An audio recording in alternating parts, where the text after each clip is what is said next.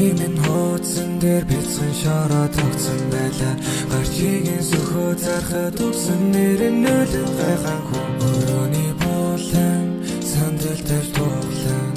эхнийг нь хуудсан дүүлгээр ингэж хийсэн байлаа. Намайг цаасангүй эмэгтэй хүлэн сууга гитара бэрэ түүний гэрлээ явах зам зура тундуулах дууга бэлтэн шоу тэ байсан дууга гартарсан өнгө бүрийн бадамлын хаан гута түүн төхийг хүснэ гэхдээ миний өөх цэцэг цаасан нүрэх болон өнгө мутайсан бэлцэг өдуулан язгууртнаас мэдээлсэн баян хаху хүлэгмөр үүний цэгээ дагуулантай хүү надад хүлэгмөр байхгүй жалах зориг байлаа төжин гал түндэ мөө өгөхөд бэлэн байлаа ус ойлж гатал ярин чулуу бэл буталж араатаас цугтаж байгаад баян хаху сүг тэргэн тухалж очих газар уулын танд үрүүлээ тэрчигчээ хортных нь нүдэн сарахад мяган цэрэг ирчихчээ хаднаас нь нарахад баян хаху ордон дотор байлаа дотор дахиад дарахад актан дээр нь үсэж байлаа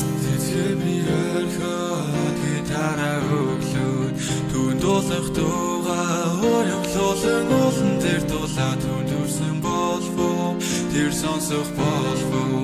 уямлаг дуу минь үлмэс тайцугаас өрн дуслаа өглөөхөн түүний зүг явах ёстой шалтгаан минь тэр өхөн дуулах байсан айлгоо минь чиний зүг нисэх болсон шалтгаан минь юрт өтөр гүн түүнийг наруулан дундаас түнд минь хэн чарсан дурлан үгийн сэтгэлийг булааж үлгэрийн цаг хугацаа өглөөхөн түүний зүг явах ёстой хөгжин болоод айлгоо минь чиний зүг нисэх болсон түүнийг наруулан дундаас түнд минь хэн чарсан дурлан үгийн сэтгэлийг булааж үлгэрийн цаг хугацаа